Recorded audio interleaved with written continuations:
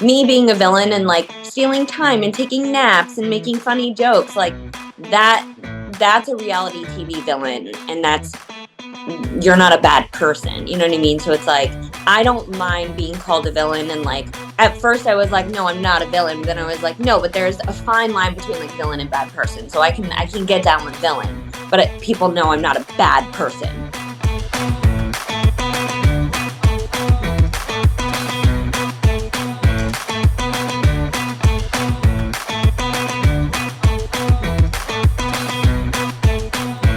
I want to gab. All right, so today we're gabbing with Corinne Olympios from E's House of Villains, where she lives and competes with some of reality TV's most notorious evil geniuses and drama starters. I'm loving the show so far, Corinne. Thanks for being here. How are you? I'm so good. Thank you so much for having me. I'm so glad you're enjoying the show. No, it's so fun. And like I think when it initially sort of like leaked out that this could be happening, I think a lot of people got excited about it. And like the dream casts were sort of like spinning in people's minds. I think you were definitely on some of those lists. So when you and it seems as though like everyone was a surprise for you guys. Like you showed up and you had no idea who else was coming. Who was on that list in your mind? Like once you knew you were doing the show, who like were some of the people that you were like, okay, they could be at the house when I get there? Oh man, I really didn't have any clue. I was trying not to like get so in my head about it. So my dad told me, he was like, "Oh my gosh, Omarosa is going to be there," and I was like, "Who the fuck is that?" Um, but he called it out from like the He beginning knew. of who she was, and I didn't read too much into it. I didn't want to like panic, so I was like, you know what, we're just gonna like go in, be surprised, and take it from there. Yeah. So are you not a big reality TV watcher? Like, do you watch any reality TV? I used to watch a lot of reality TV until I started like being in it, Yeah. just because um I don't know.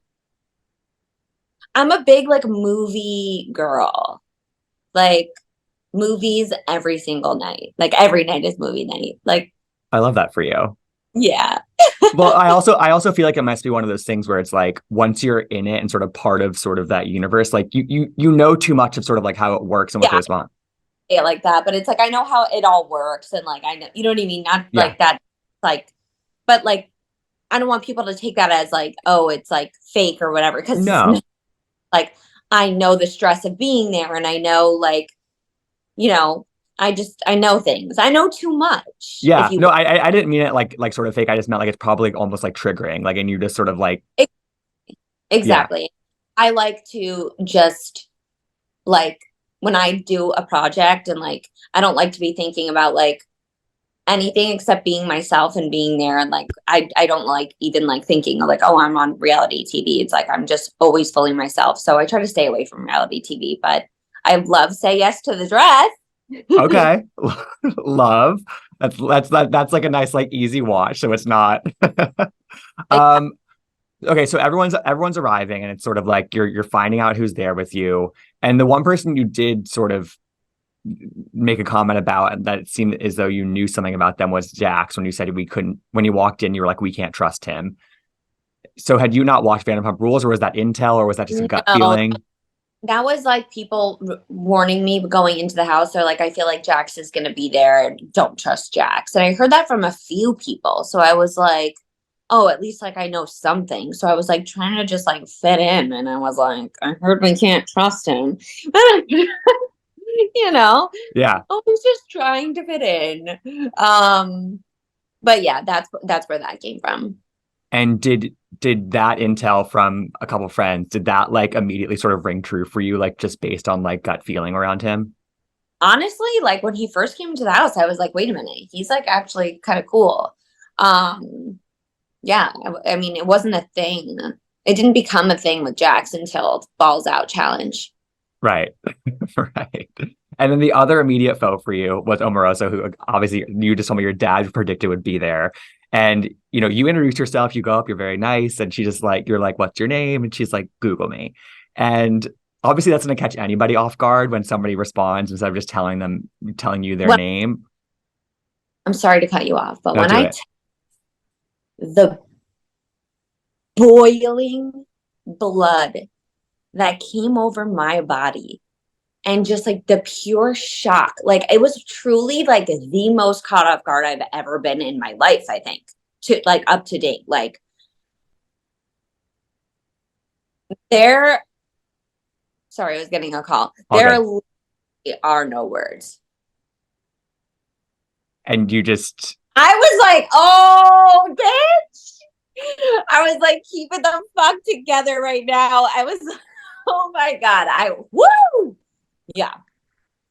and it's one of those things where it's like, you're going into a house with all these quote unquote villains, but like you still kind of want to be treated with some respect, and It was day 1, minute 5.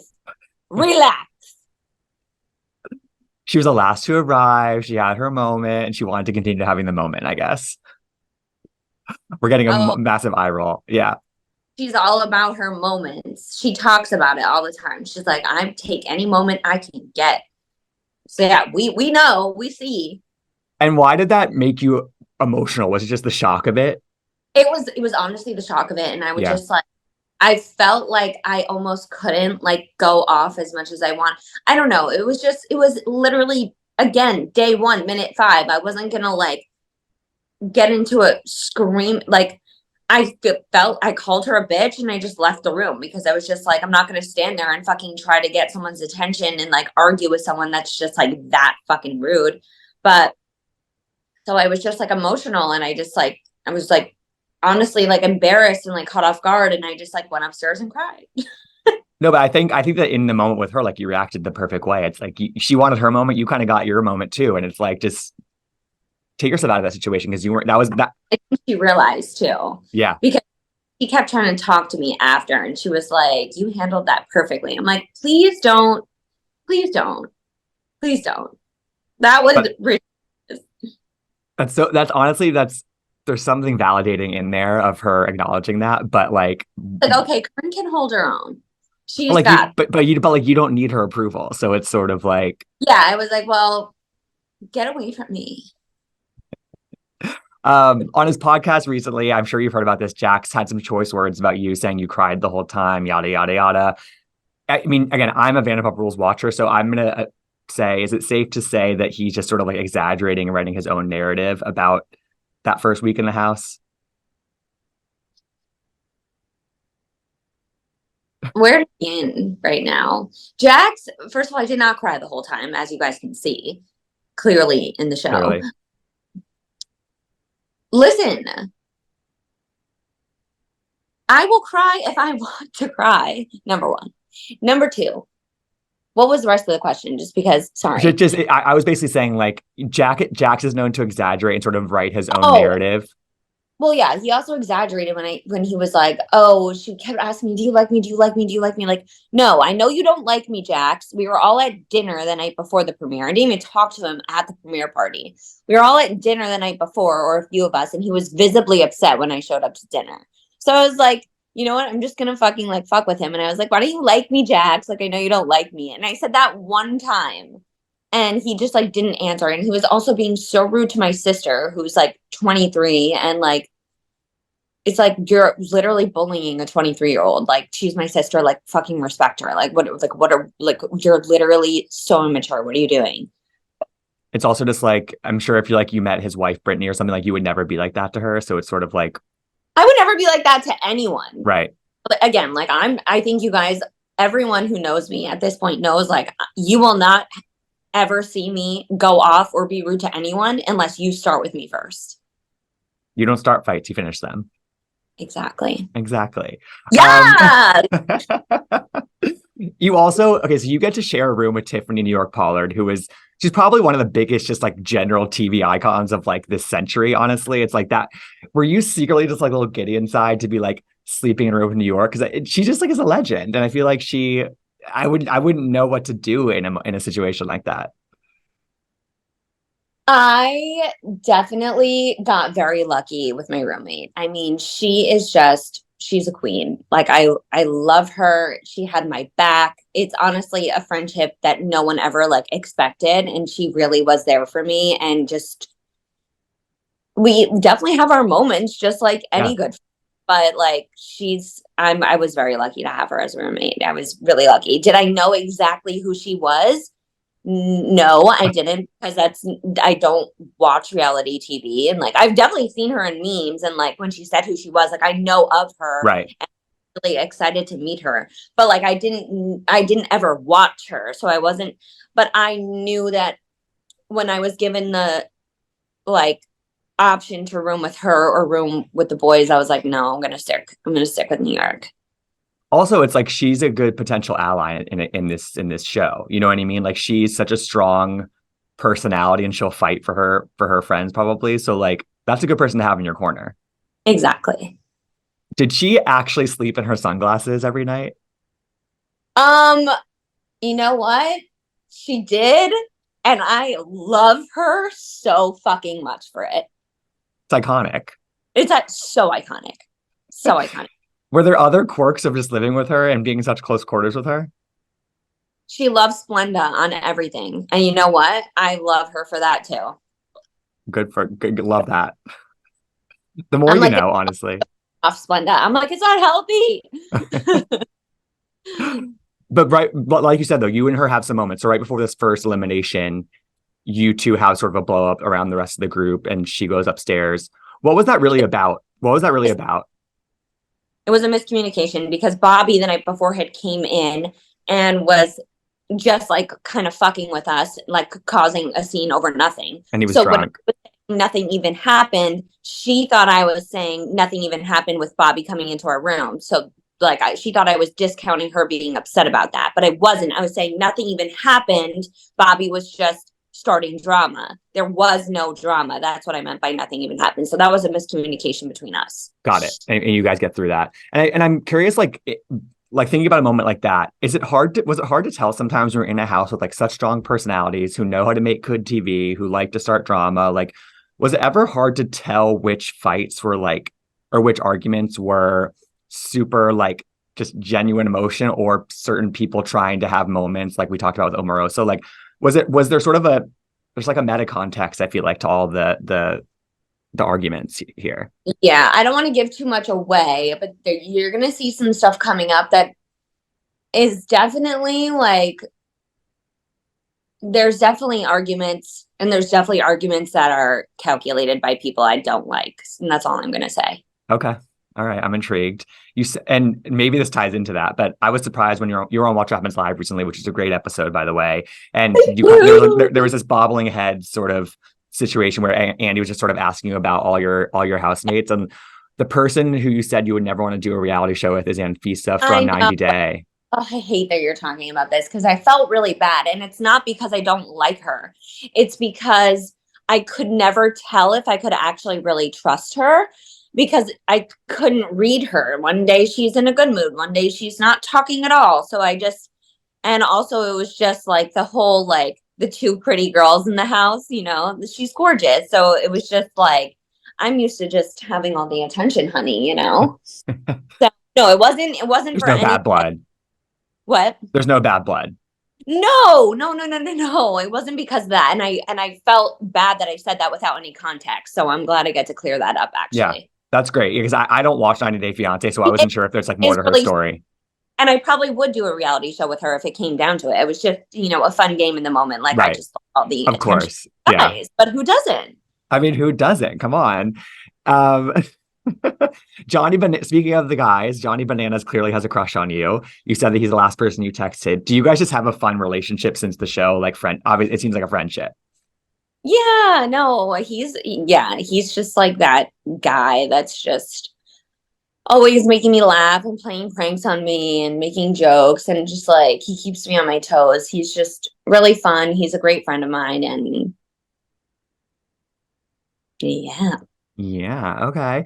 So Corinne, I want to talk a little bit more of like the overall villain label, because I feel like I've since tapped out of most things Bachelor, but back when you were on the show, I was very much in it. And it's a divisive label, because I feel like some of the people on the show even like see it sort of as a badge of honor, and they embrace it and they kind of love it. But also some people are on the opposite side. They take offense to it, and yeah. And I'm Well, curious, like, what's your relationship like to the label of villain? again, there's a fine line between villain and bad person. So it's like, I was like, I'm not like putting anybody down or making anybody feel bad about themselves. I'm not a mean person. Like, I'm not like a bad person. You know what I mean? Like, I'd say Taylor from my season of The Bachelor is a true villain. I mean, with everything that came out about it, she's just not a good person. Me being a villain and like stealing time and taking naps and making funny jokes, like that, that's a reality TV villain. And that's, you're not a bad person. You know what I mean? So it's like, I don't mind being called a villain. And like, at first I was like, no, I'm not a villain. Then I was like, no, but there's a fine line between like villain and bad person. So I can get down with villain, but people know I'm not a bad person. Of course. No, I think that I was, prepping for this interview, I was thinking back to your time on the show, and it always kind of just felt like you were quote unquote villainized for just like being yourself and putting yourself out there. And like, yeah, you ruffled feathers, but it was just sort of like people It's were, always I think, threatened by you. yeah, exactly. Yeah. And what you said there's a distinction between villain and bad person. Are there people on this show that you think are bad people? House of Villains. I'm gonna go with no comment right now. I really want people to see the way the things play out with me and the other villains. Okay. All right. That's fair. And I visit this question later on once Okay. we see some things unfold. I might circle back. Mm. As I said, I've sort of tapped out of The Bachelor several years ago when I thought it was just sort of, I saw the writing on the wall. I felt like for some of these seasons, and but I have a friend who is very much still like in tune with the whole thing, and Mm-hmm. I just wanted to see if she sort of, I wanted to get like a temperature read on sort of what that's like these days, and she said that now it's just people are so scared of like being confrontational and being disliked and getting bad reactions from fans, and do you like, so they avoid being confrontational on the show. Do you think that that's a problem with the show now, with reality TV in general now, sometimes, where people just are so scared of being disliked? Or what are your thoughts on that? Well, I mean, it's different for like us on Villains rather than people going on The Bachelor, because people going on The Bachelor have never been on camera before. So yeah, people go on The Bachelor and they're scared when the cameras come on and they become different people. And that was my whole thing. I'm like, just be your fucking self. Like, what are you guys doing?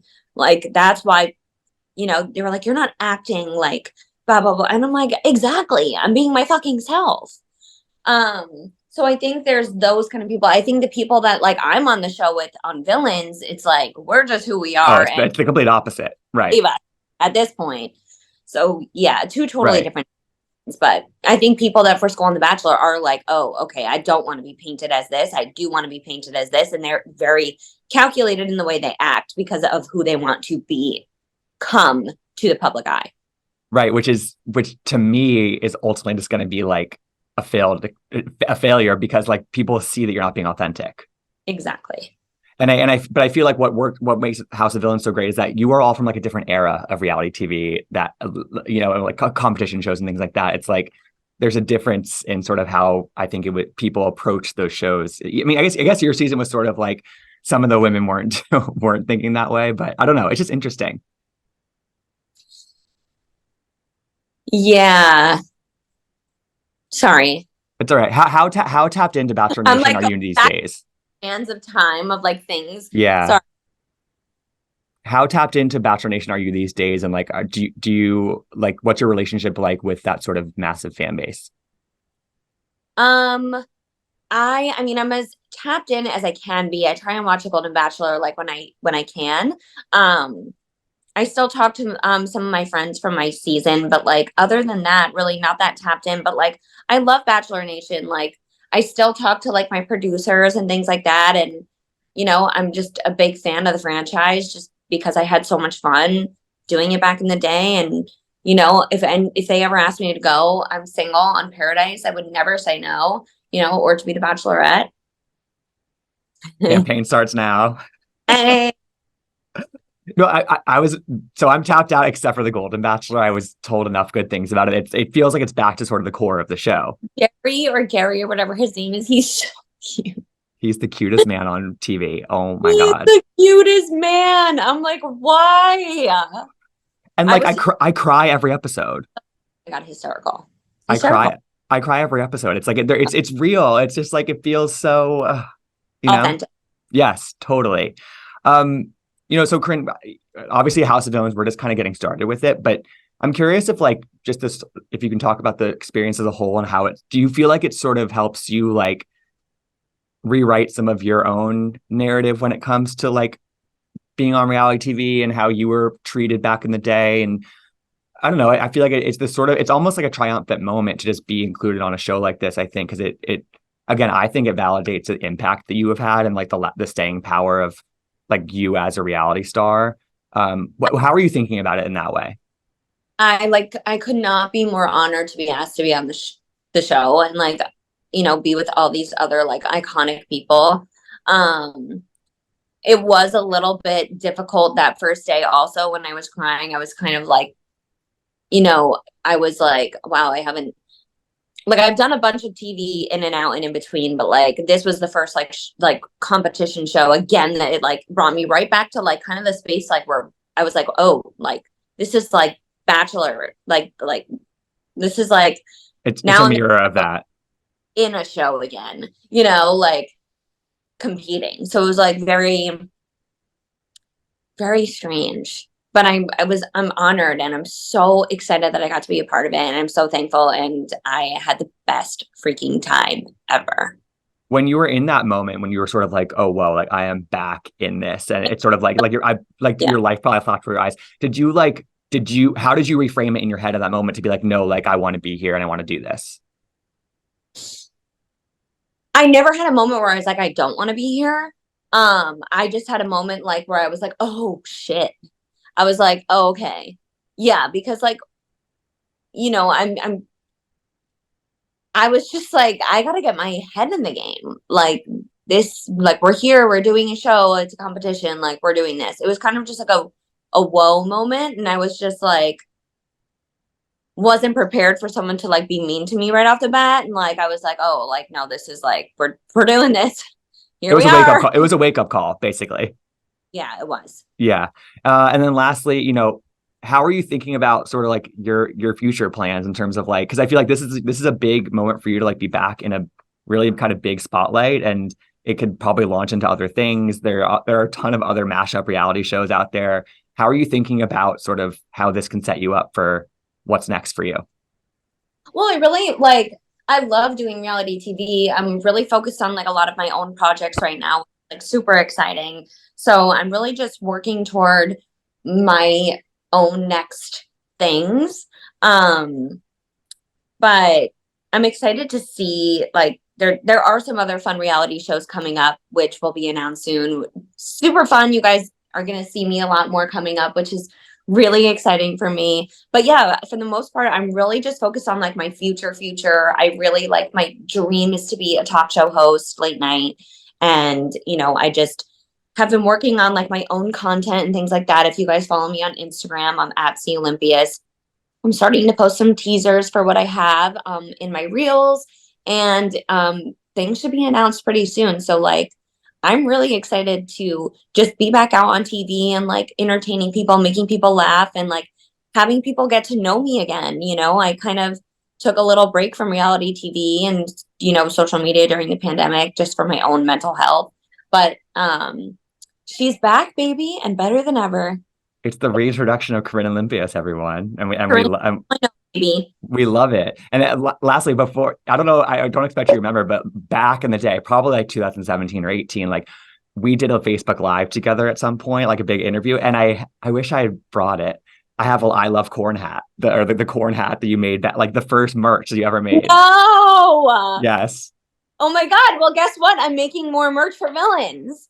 Yes. That's what we like to hear. And I it's love that. so good. I It's love so it. good. Oh my God, I'm so excited. That's awesome. Yeah. Oh my Well, God, I cannot believe that. I really appreciate you getting that hat. I can't wait for you to see the new stuff. It's so good. I'm so excited. I'm so Yeah. excited for you, Corinne. And like again, the show is great. You're great on it, and I'm just excited to see the rest of this season. So, Corinne, thanks for taking the time today. This has been so much fun, and I'm looking forward to the rest. And you clearly have a lot going in the future, so I'm excited to hear what it is.